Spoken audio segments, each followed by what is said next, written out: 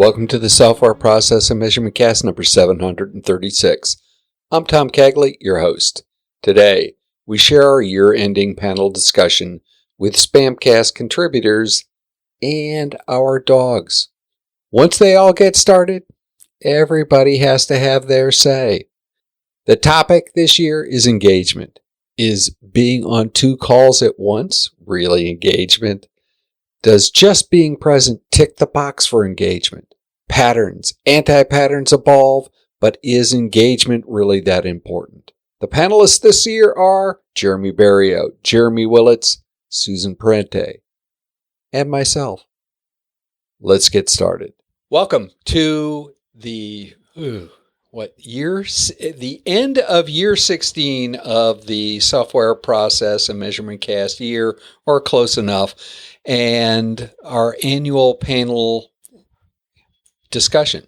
Today, we've got Jeremy Barrio and Jeremy Willits here to kick off, and hopefully later on, John Quigley and Susan Parente will join and dive in on the topics today. But hey, welcome, gentlemen.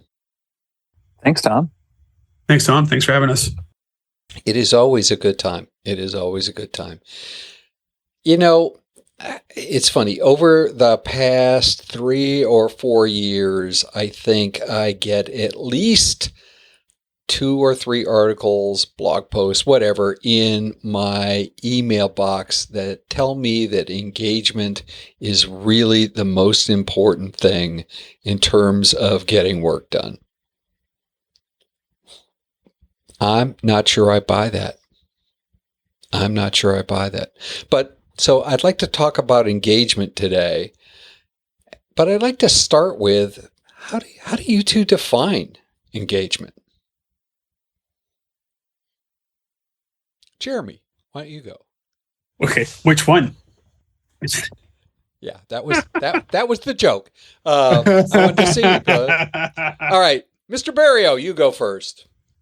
For me, I determine engagement just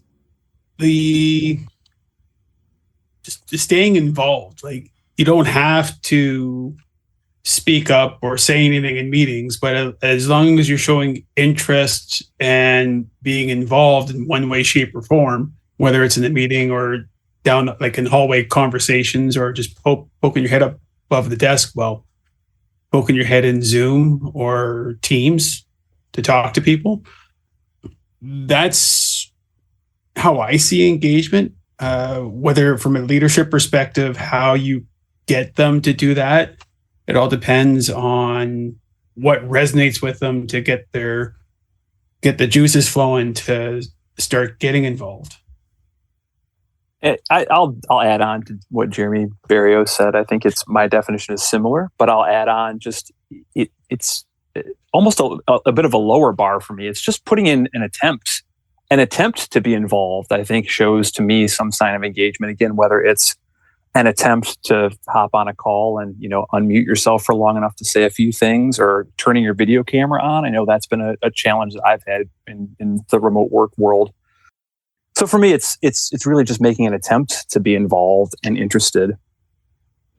I think that's a big driver, at least in my definition. People need to be interested in what they're doing and willing to get involved, to Barrio's definition. So it's a combination of things, right? But what are the attributes? So obviously, I think it's showing up, right? Showing up and saying something. That is a fairly low bar. What other attributes would really indicate whether or not somebody's engaged in their job? Well, it's showing up, like you just said, is the old axiom of 90% of life is just showing up. It's just being in the right place when you're supposed to be at that place. So I think that's where engagement starts for me. But there's definitely, whether it's, again, the world of remote, the world of not. So traits in the remote world for engagement, I think, are a willingness to speak, a willingness to be seen via video, a willingness to, admit that you can't make a call perhaps because you've got some other sort of commitment happening. in the real world, in the go to the office world, I think engagement probably does look a little bit different because you're able to see everybody. You're able to tell whether they're engaged or not. And, in that world, I at least can do a better job of understanding who's paying attention and who's not. So I think I gave you attributes in there, Tom. Okay. So if I'm on a call and I'm really interested in it, and I'm also playing Duke Nukem or Pokemon Go or something else on the side, am I engaged? I would agree. No, you're very tacitly paying attention. Maybe. Yeah. Why do we? Well, and it's understanding. Like I'm sure we've all had those meetings where we get in there and it just has no value. There's nothing really being said that's important to what you do or what you're about to do. And yeah, especially now in the remote world, it's really easy to, if your camera's not on, it's like, all right, well, I'm just going to click through whatever web pages. I'm going to play whatever game. I'm going to put myself on mute and listen to music. You can do that? Does that actually work? Oh, I'm sorry. Well, my favorite is being on a call and whether you're facilitating or participating, and you ask somebody a question and they wait a second to take themselves off of mute, and then they hit you with the I'm sorry, I was multitasking. Could you repeat the question? Or some variant of that, whether they actually admit to it or not. That's when you try to pull engagement out of people that are clearly not engaged. That's definitely a challenge. I guess I'm really surprised by the fact that at this level of engagement, I actually do see people admitting to the fact and finding that that's okay, right? Oh, yeah, excuse me, I was I was taking a nap during that last... I don't know that I've ever heard anybody saying they took a nap. I did have somebody in the middle of, and I wasn't facilitating it, albeit I did shoot my mouth off when I saw it, but somebody pick up their phone with their camera on and start texting. Put their camera right in front of the phone and start texting. It's like, I'd at least have turned off my freaking camera. Well, yeah, like I've had that happen where like a call comes in on my cell phone during the meeting, and normally I would just turn the camera off and I would put in the chat saying, there's a call came in, I'll be gone for a couple minutes, I'll be right back. At least giving them the benefit or like the opportunity. It's like, oh, okay, this is why Jeremy's not on or Jeremy's not saying anything. He had to take an important call. And most of the time it's a really quick call. It's like, if it's non-emergency, then it's like, okay, cool, done. I'll call you back when I need to, when I can in the next hour. I gotta get back into a meeting. Why is that acceptable? Isn't there such a thing as voicemail? Can't you just let something go to voicemail? I mean, if your children were dying, then I understand that. But what do we do? We're not surgeons. We're agilists. Yep. What do we? What does a few minutes, an hour mean in terms of getting back to somebody that you have to interrupt a meeting with 12 other people? No, and fair enough. And most of the time, it does go to voicemail. But when I recognize the number as either my kid's school or my wife, okay, never mind. Have either of you ever had a person on one of your calls that is dialed into two calls at the same time? Like they're dialed into a call on their laptop and dialed into a call on their phone? Yep. That's like is that an engagement anti-pattern, Tom? Like trying to be overly engaged and prove and sometimes I've had people do that and cop to it and admit to it. I'm like they're trying to be some paragon of engagement by participating in their double booked calendar versus telling somebody nicely, I can't be there because I'm participating in this other thing. Yeah, I don't know that that's engagement. I might think that's schizophrenia or something else. All right, so Susan, welcome. Oh, can you hear me okay? Yeah, we got you. Everybody had headphones on, and I said, I'll get one too. I'll join the crowd. I'm sort of hoping for a new headphone for Christmas, but from Santa? Yeah, from Santa. Oh, I hope you get it. You deserve it. Yeah. You've worked hard. I think so. There's a guy on Accu Radio that does the commercials that is your voice. And I was wondering if you had a part-time job that you didn't tell me about. Nope. But hey, Yeah. maybe that's a doppelganger of me. So, I think we all probably have a doppelganger. Susan, engagement. How do you define engagement?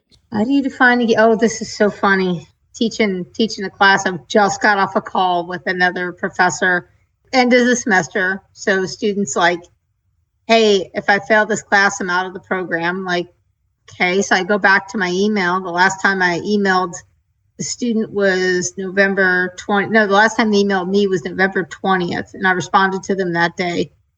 Yeah, so that's a lack of engagement. So it feels like it's easier to define lack of engagement than engagement.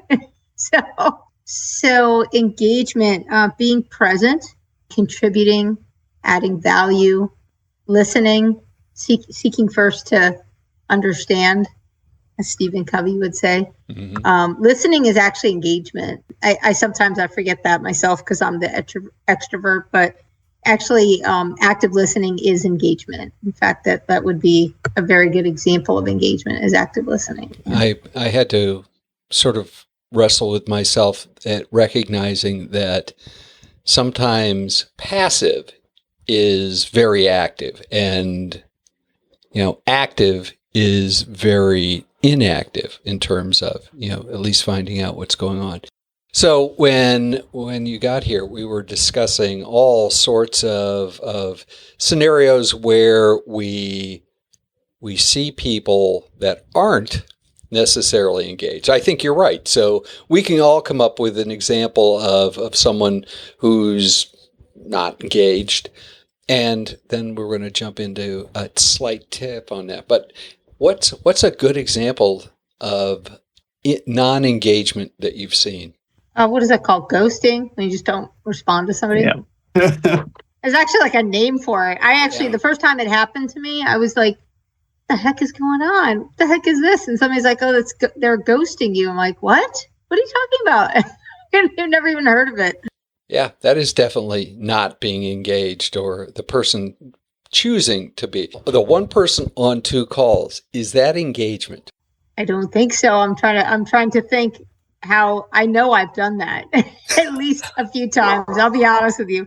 And I'm trying to wonder in my mind what made that justifiable. It's usually I'm on some call where I'm listening in and somebody important calls me.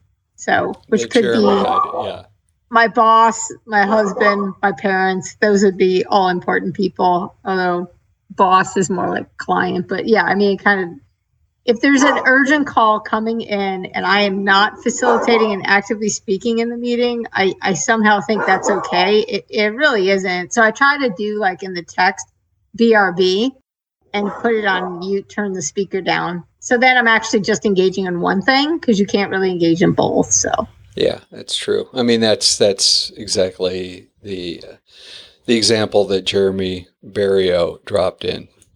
Two Jeremys. So we're having fun here with the name Jeremy. So this engagement stuff, right? Why am I getting at least 2 or 3 articles a week, or even worse, right? Why does it matter that employees are engaged? Well, it matters more now because we're virtual. So it's easier to be present and not engaged. Because there's like, okay, so I turn my video off, and if I stop talking, I'm present and not engaged, right? So so that's easier. Whereas, like, if we're in person and I'm doing this, it's really obvious I'm not engaged, right? So I know where to hold my phone to look at my phone, and it is not up here. It's anywhere down here, anywhere around here, right? Anyway, so that's one of the reasons why. The other thing is that there's this thing, and maybe it's because people work virtual, they can get away with it a little bit, but people are employed, but like not working. Like they're doing enough that you can't fire them, but not enough that you want to keep them. There's a word for it. So like, I think it's like it's like silent quitting or something they call it. To me, it's like the thing with inflation where instead of the price of the item going up, the contents of it reduces. Yeah. So like the big popcorn canisters got a little bit smaller, same price. So the same that people are physically doing that. They're like, due to inflation, I'm giving you 75% of me, but I'm charging you the same amount. So it's like a personal, inflation reaction. I don't know that has to do with inflation, but I'm just saying it's almost the same thing. It's like, I'm going to do enough that you can't fire me, but not enough that you actually are happy with me. And there's like, sadly enough, when you don't give people raises, they feel underpaid. It may be a part of inflation. Like if you're going to give me a 2% raise or a 3% raise when inflation is 9%, I'm just going to work 7% less, and now we're even. So, especially since most organizations have already jacked their prices up 25%. Yep. I mean, it may actually have to do with it. It may be like a personal resource response to inflation. I laugh about it, but I mean, I literally have heard people, they call it like silent quitting. And then they're usually probably looking for another job, or sometimes they're not, but they're basically at that point, they don't care if you tell them they're doing a bad job. They're like, okay. And then they'll still get their paycheck. So it doesn't really matter. So it's obviously one problem with this is a reduction in overall productivity, or oh yeah. What are some of the others, Mr. Jeremy's? Impacts of lack of engagement. Why do we care about this? I mean, we'd like to think that engaged people build better products. We'd like to think that they, are going to be ultimately better team members, more productive. They'll care about their company more. Perhaps they'll do the nasty thing they'll work extra, off the clock. I think engagement is such a theme because sort of what Susan said about the whole compensation raise thing. If folks aren't getting compensation and raises, and that's a hot button issue, then it's easy for a manager or a CEO of a company to go, well, why aren't my folks engaged? Let's get them engaged more. Let's engage them up. Engage them up. Well, we'll come back to that engage them up thing. So, Mr. I have some thoughts about how to engage people. I do hope we go there. We are going to go there. I promise. I don't want to leave the call depressed. This is nearly the end of year. It's time for reflection and feeling good. We have February to get us to a point where, at least in this hemisphere, where we can feel depressed and morose about the rest of the world. That's good. Yeah. Mr. Barrio, why do we care? Well, for me, like from a career perspective, before I'm on my own, every team member or group that I worked with, like one thing I wanted to make sure was what they wanted to get up in the morning to come into work. Right. So if they're dragging their butt to get out of bed and they feel like they have that feeling like, ugh, I'm going into work, then maybe I'm not creating that engaged environment for them to want to come in. But if they're willing to like hop out of bed, get ready, get into work, get this and just get things going, then you've created that environment where they want to be engaged, where they're doing what they need to do. To what Jeremy says, like doing that little extra, like if they need to stay an extra hour or so just to do stuff. I had one team member once, I had to stay late because just due to time zones, I had late meetings. I didn't get out until 7 p.m. The developer's still sitting there doing work. I'm like, what are you doing? Well, we just wanted to get this stuff done. I'm like, yeah, but basically you guys were done at 5 o'clock, 4:30, 5 o'clock. You don't have to be here. It's not critical what you're doing. Yeah, but we had a flow going. We were good. We wanted to get it done. I'm like, all right, cool. Well, I'm going home. And then I kicked them out of the office too. I've occasionally kicked people out. I sometimes it's better for them. I mean, I used to code, and I remember at one point it was like midnight in this project. It was just we're totally behind. And I'm like, I think I'm creating more bugs than I'm fixing. It's probably a good time to go home. Right. Yep. So I've kind of learned that lesson myself. And then I look to other people for that too. Like I know you you think it's good to stay here, but you may in the morning decide that was not a good idea, because are you really creating value, or are you just like stressed out and not really doing much? One thing I wanted to say is when somebody's not engaged, it can be a little bit contagious to other people. Yes. Right. Yes, sure can. That's probably one of the biggest reasons I want people to be engaged, is because if they're not, they can take engaged people and make them unengaged. That would actually be the biggest harm. Particularly if the unengaged person is a leader of any sort, whether it's a people leader or a technical leader, or even just the person with the most experience on the team that the junior people look up to, even if they don't have a formal leadership role. I've seen that, quite a few times. That's a good point, Susan. Thanks for bringing that up. And it's actually one of the reasons why. So I've been a manager. I've not been a manager, and I always choose to be a leader. So like right now, there's a person who I had talked to months ago that was a little frustrated with his job, whatever. I was in a position of somewhat power on what to do, but not total power on it. So I was trying to influence it. I'm probably going to reach out to him and just say, how's that going?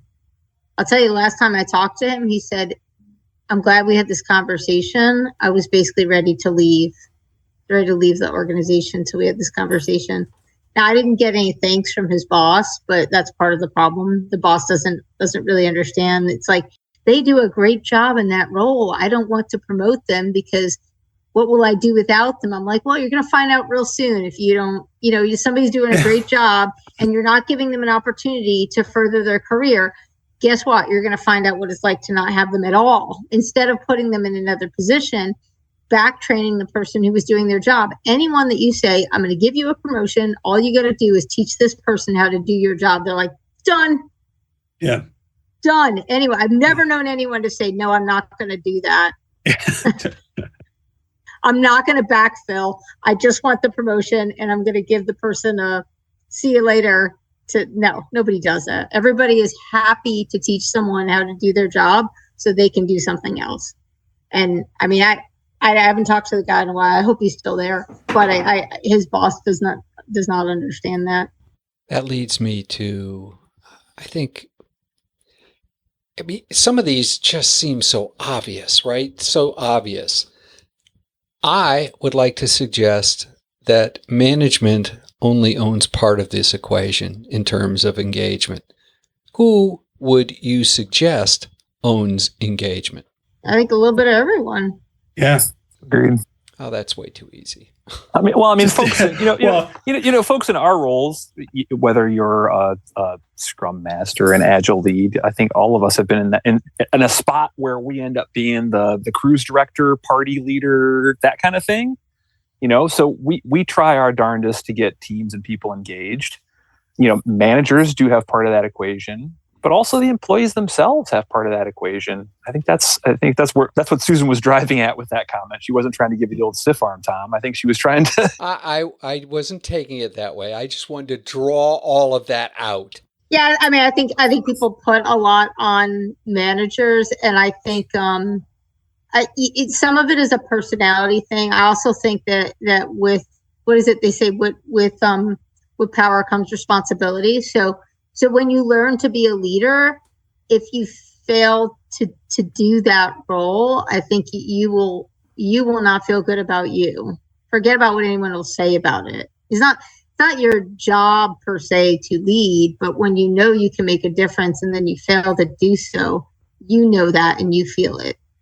And I think if you look at great leaders in our time, people who are famous at leading, they didn't always want to do it, but they always did it because they knew that the buck stopped with them. And I think that we do suffer this, like, oh, the person who's in charge of the contract does that. I'm like, I don't know. I do stuff that I really don't have permission to do, and it either makes a difference or it doesn't. If I get yelled at, somebody's like, oh, you shouldn't have done that. And I'll say, well, here's why I did it.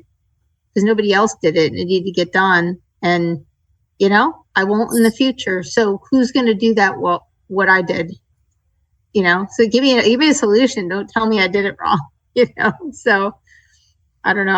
I'm a little bit more brazen, I guess, but Well, I don't know. That's I don't why care. you're not you're what you are, and why you're teaching so many courses, why you're writing books, why you're also on contracts. So, I mean, asking who owns or can motivate engagement on this call is probably asking the wrong people. Why do you think that there are, and I think we can all point to people who don't believe that they own any of the equation of engagement, that it's all somebody outside of themselves that owns engagement? Why does that happen? Elementary school was too good at teaching you to just do what you're supposed to do. Yeah, maybe. Are they too? They're too heads down, focused on the work at hand to like think about a softer skill like engagement. Well, and maybe just if you, even though groups are agile, put air quotes in there, like agile environment, you still have complete silos where it's like, yeah, that's not my job. They could still do it to what Susan says, like, I'm doing something that technically I'm not really supposed to do in my role, but I can get it done to help everyone out. And like a couple teams that I've worked with, and that's exactly what I've had happen. Is like, I'm a developer, so I'm not going to help out with any sort of testing or anything like that. I'm not going to help out the product manager or the business analyst to write your stories to get things sorted out. I'll just wait till they throw it over the wall and then I'll deal with it then. So it's just changing those like those old kind of school behaviors where it's like, yeah, heads down, I'm going to do what I'm supposed to do to get the job done. I don't care what everyone else does. They just pass it off to me and I'll deal with it. I think being heads down is not to beat this metaphor to death a little bit. Being heads down, doing your work is head and shoulders above the people who've silent quit or quiet quit or whatever we want to call that. They're not engaged and they don't believe they have any responsibility to either re-engage or get the heck out. But okay, but on the silent quitting with that and the heads down, if I'm just a QA, if I'm a tester, I used to be a tester, but if I'm a tester, I'm writing test cases. Once a tester, and that's always a tester. Always a tester. So they just keep pulling me back in. But if I'm heads down with like, this is what I'm supposed to do, then that's all I'm going to do. Like whether I do it like full on or like 70% or 80%, whatever, based on how I feel. But I'm not being engaged because I'm just doing my job. I'm doing what my job title and my role says I'm supposed to do. I'm not engaging. I'm not kind of talking or figuring everything out or kind of taking that step back to look at the forest through the trees. So it's like the term silent quitting, like, and Tom, I've seen those articles too. I get a chuckle out of it because this has been going on for as long as I know, like 30 years of my career. I've seen it. I've done it. I'm sure we've all done it at some point, but it's been around for a long time. I think it's deeper than that. To be honest with you, I'm again someone who's just leave me alone. I'm only going to do what I'm going to do, but do it is not the worst thing in the whole world. That's not the worst thing, right? Doing just enough to stay, to Susan's point, just enough that you can't fire me and I'll just hang out and, I'll bill you for 8 hours and do 35 minutes worth of work and probably line up a couple of emails that sound like I'm around during the day. That to me, somebody's got to own. And if somebody can't own that as being not good for the person who's doing it, not good for the organization, then how do you ever fix it? And I think some of that has to especially at that level of engagement, has to be a self-recognition that what you're doing isn't equitable to anybody. Does that almost get into like, I wanted to say something more like morality, but actually maybe it's just integrity. It's integrity is ethics. Actually, Ethics. Integrity, people think of integrity as being like a moral thing. It's actually not. It's doing what you say and saying what you do, right? So, you could say that you're going to do a bad thing and do a bad thing. You actually would have integrity. It wouldn't be out of integrity. I'm trying to think of something bad. I'm not really a malicious person, but anyway, let's say I'm glad you can't think of anything bad today. I was thinking like, oh, I'm gonna drive over something. I'm like, no, that's horrible. I can't drive over anything. Anyway, but yeah, let's say you say you're gonna do something bad, like I'm gonna fire everybody on this team, and you go and fire everybody on the team. You have integrity. You may not be a nice person, but you actually did what you said you do. So the point being is that people think integrity is about doing the right thing. It's not. It's just doing what you said. And so if you put in that you worked 8 hours, you didn't work 8 hours, it lacks integrity. Now, the problem is you can get away with stealing, quote unquote, but that's not, you lacking integrity is a problem then for you. Because when you lie to yourself, that is a problem. If you said to your boss, listen, this place sucks, you're not paying me enough, I am going to put in 6 hours a day from now on, and I'm going to put down that I'm putting in 6 hours a day. Take that. Well, then you're rationalizing. You're rationalizing your lack of integrity. And Tom loves rationalizing, right, Tom? You love that word. I love that word. It's one of my favorite words. That could be. But what if I'm telling them I'm going to put in less time and I'm putting in less time? There you go. Actually then you do have lack integrity, right? I'm telling you, I'm going to take 2 hours every day to find a new job because this place sucks. And here's my 6 hours. And then, you don't lack integrity. There may be other problems, but at least you're honest with yourself. But I guess the thing is like you said, Tom, is like, how do you take that on? That's your responsibility. Unfortunately, I think people enjoy blaming and being a victim more than they like being responsible. Unfortunately, the part about that is that you look at somebody else that has a life that you want.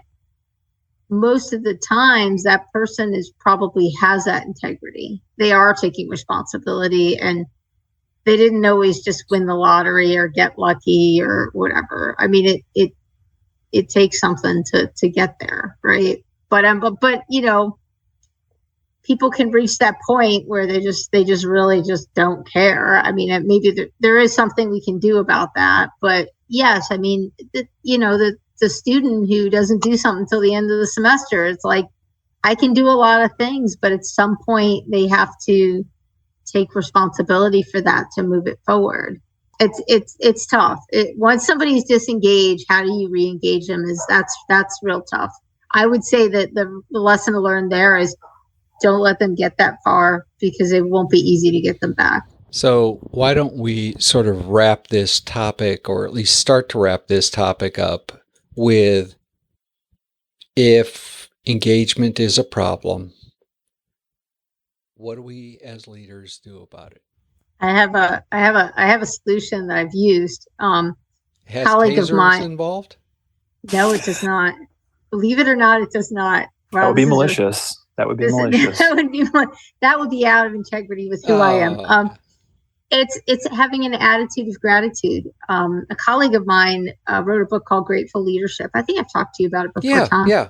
And actually, they've done studies, and when you have an environment of gratitude where people acknowledge others for the work they've done, it actually increases engagement. They've actually done studies on it. So that is my solution. Now, the thing about that is you can't just say thank you. Can't be trite, can't be fake, can't be disingenuous, because everybody knows it. You know it when you see it. I know when somebody's trying to sell me a used car, right? So it has to be like a true acknowledgement. So I'll give you an example. Tom, you are so great at facilitating these sessions. I love when we do our one-on-ones. The panels are great.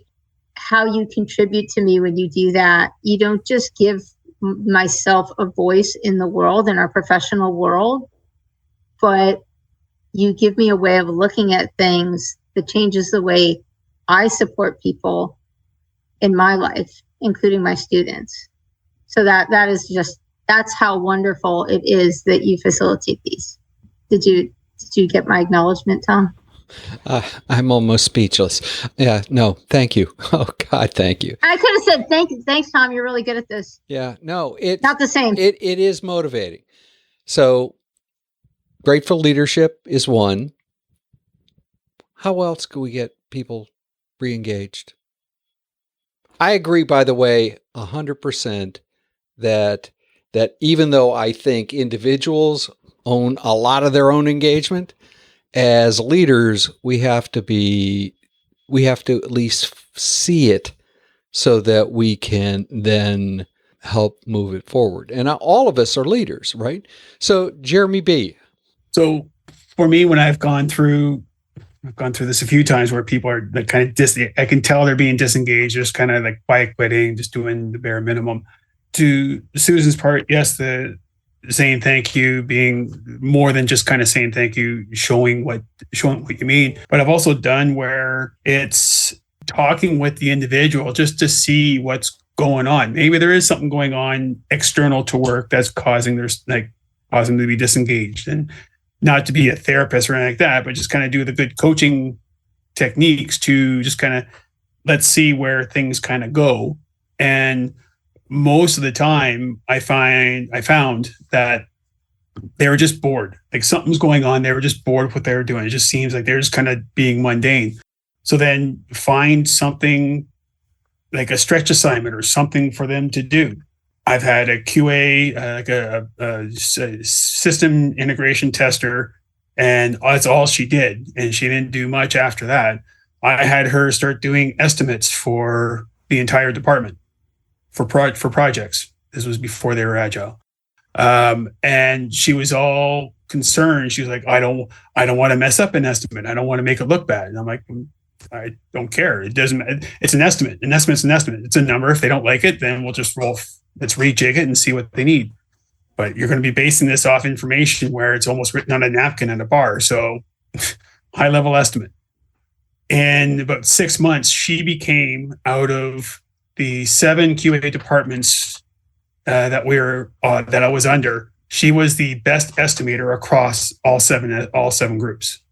And it was just giving her that. And I haven't talked to her in like ages, probably about 15 years. But I have her on LinkedIn. She's now a senior manager for some company down in the States. So getting those stretch assignments, like just, especially when they say it's like, oh, I don't think I can do it. It's like, no, I know you can do it. Go ahead. And if you fail, then don't worry, I'm here to help.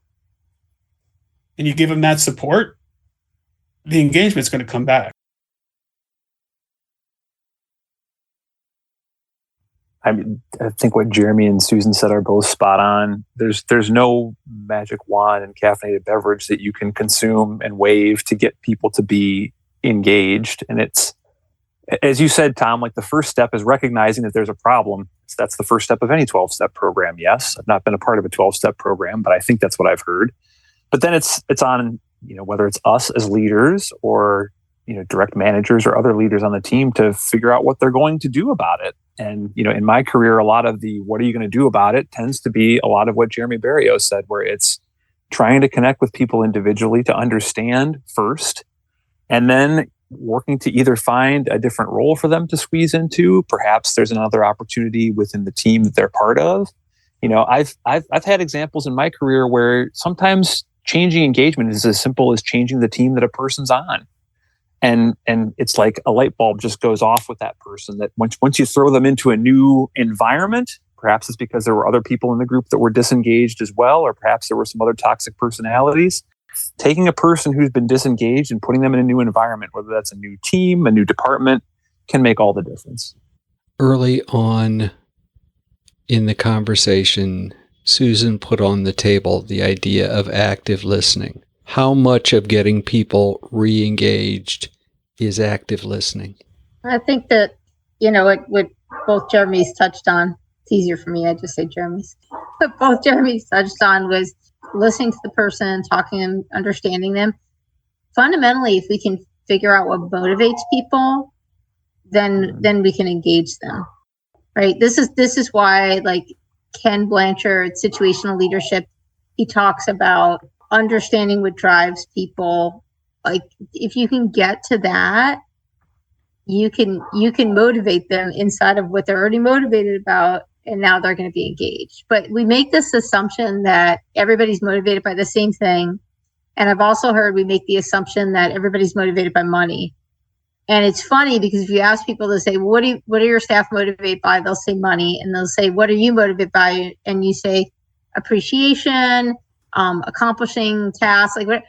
Nobody says I'm motivated by money, but everybody believes everybody else is motivated by money. And then the funny thing is, I'm now at a part of my career where, to some degree, I am motivated by money. Like, there are some contracts, feel like, why are you on that contract? Like, to get paid. And then it's like, why am I doing this with Tom? It's when I'm not getting paid. So this is like a different motivation. So, but it's rare that's, if you only have one job, you are likely not just there because of money. If you have multiple jobs, you might have one that you're like, this is the cash cow so that I do the thing I love over here. I thought I heard that Tom wasn't paying us for this. Is that right? I mean, you might be getting paid. I'm not. If you are, I'm going to go back to my 75% Susan, which is not nearly as good as the 100%. So. I don't know. If he's paying I would be really thrilled, even if it was just 75%. Yeah, okay. You're spot on. What were you going to say, Mr. Barrio? Well, for me, it's like 70% because of the exchange rate. Oh. International crowd. I like the international. I spent a lot of time working in Canada, so I appreciate the international joke. Yeah, it is good. So, two things before we wrap up. Any of you want to call who's going to win the 2022 World Cup on Sunday? Okay, I have one. It's got to be Argentina. I mean, the Lionel Messi story, right? This is the way the story ends. It ends with him hoisting that World Cup trophy, and then, he finishes out the season with his club team, and then he shows up in America next year and plays to play in Miami for a while, and make a whole lot of money, and then that's he rides off into the sunset. That's the fairy tale. Anyone else want to weigh in? I stopped watching after Canada got booted out, and that was a nice pun. Booted out. Well, I gotta put a vote in for Argentina. My grandfather was born in Argentina. He's Italian. His father was an importer-exporter. And if anyone's ever been to Argentina, there's a lot of like Italian products, Italian leathers, things like that. That we're talking back in the 1800s. So he was born there, even though he's Italian descent. And then he actually came to Ellis Island and moved to the U.S. So I was confused by it as a child, but he had like a cup or espresso cup that had an Argentina flag on. I was like, what? Oh, I'm Argentina. I'm like, I thought you were Italian, Grandpa. It's like, I'm both. So go Argentina for Grandpa Parente. Okay, so. There we go. Excellent. Well, I'm still looking for a bar in lovely Cleveland that'll be open on 10 o'clock on Sunday morning, despite the blue laws, to actually watch the game. Well, who are you taking, Tom? What? Who are you taking? I do like the Messi story. I don't know how anybody beats Le Bleu. Or is it Les Bleus? Jeremy? Les Bleus. Les Bleus. Okay. Yeah, I don't know how anybody beats France. Well, if you want to drink at 10 a.m., just come to Toronto. Bars are open. I'm flying on Monday morning, so I would. But driving back will kill me to catch a plane on 7 o'clock. Before we wrap, last real question, and this is a real question. What in the world that we live in, the project, software development world, what do you want from 2023? What's the one wish that you want? You have a magic wand for one wish apiece. The word that came to mind, just like, inspired, innovation. I feel like, we're all still sort of like getting out of that survival mode of the pandemic. And when you're in survival mode, you retract. You kind of, the inflation thing too, you retract. I don't want to spend money. I don't have money. I'm worried about my health. I'm worried, like all those things are retract. Innovation is about expansion. It's about creating, and you have to not be afraid to create. I think that would be a really awesome way to go into 2023 is in a space of innovation. I would like to have some sense of normalcy.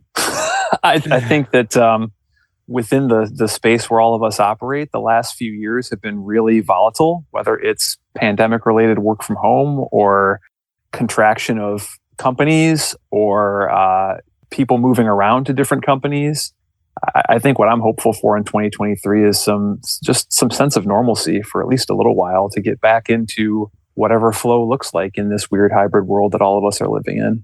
For me, I would say I just finished reading The Infinite Game by Simon Sinek. So I guess my wish would be that more people start playing the infinite game and not a finite game, with how things are, like how to get stuff done, how to move forward, be forward thinking. To Susan's part about being innovative, like get that innovation out. Like think about like the company 5, 6, 7 years down the road. Where do you see it going? What do you see happening after you leave? I've always treated it that way. Every role I've had, I've treated that way. I didn't want to leave, okay, I'm leaving, boom, done, out the door. I want to leave it in a better place than than I came in, and that they can still thrive without me being there. Unless they completely screw it up, then that's a whole other story. But I want to leave a place where, cool, you guys are good. You don't need me anymore. The whole Nana McPhee thing. I want to thank all three of you. This is as always a phenomenal part of the year. I look forward to it every year. I don't know. I think every once in a while about turning off the recorder and hanging up the podcast. And then I think about actually that I would miss having the conversations that we have, and that is, and y'all just get to do it once, right? I get to edit this stuff and sit there and think about it in great detail. And I can't tell you how many times walking down the street, thinking about, even though I might not be playing it as I'm walking the dog, but thinking through some of the things that we've talked about, a light bulb goes off, or I think of something else. I try to write down, oh my gosh, I got to ask Susan this next time we get together. Those sorts of things.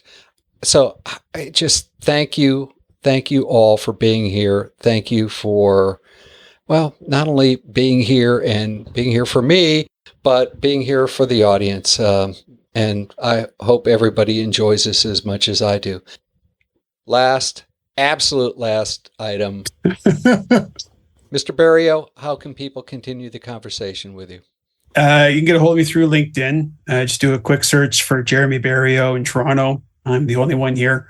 Or you can reach me through my website at barrioandassociates.com.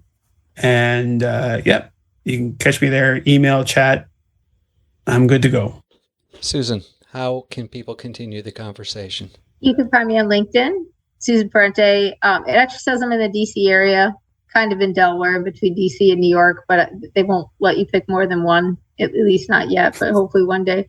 I don't know if you'll find a lot of Susan Parentes, but I have a bridge in the background, and my theme is like building bridges, which I really like to, part of creating and innovating, I guess. Or you can certainly email me, Parente, Parente, at S as in Sam, 3 -tec.com. Thank you. Mr. Willits.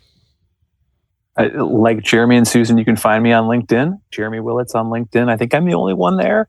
Or you can find me on my website, jeremywillits.com. Again, until next year, it's been phenomenal. And Jeremy was this week. I think John is actually the next week. And then Susan, and we will roll forward another year. Well, about January 28th kicks off year 17 of the podcast. Wow. Like McDonald's, millions and millions served. Like McDonald's, less greasy. So we're Yes. This is healthy. It's healthy. The podcast is healthier for you, even though it is spammy. It's healthier for you. In the next software process and measurement cast, using flow metrics to plan in Kanban and Scrum environments. Flow metrics are thought of as incredible metrics for value streams or value chains. They're equally useful at the team level, and in some cases more powerful. We'll also have a visit from Tony Timbol, who brings his To Tell a Story column to the podcast. If process improvement is a never-ending journey, why do so many people ask, are we there yet?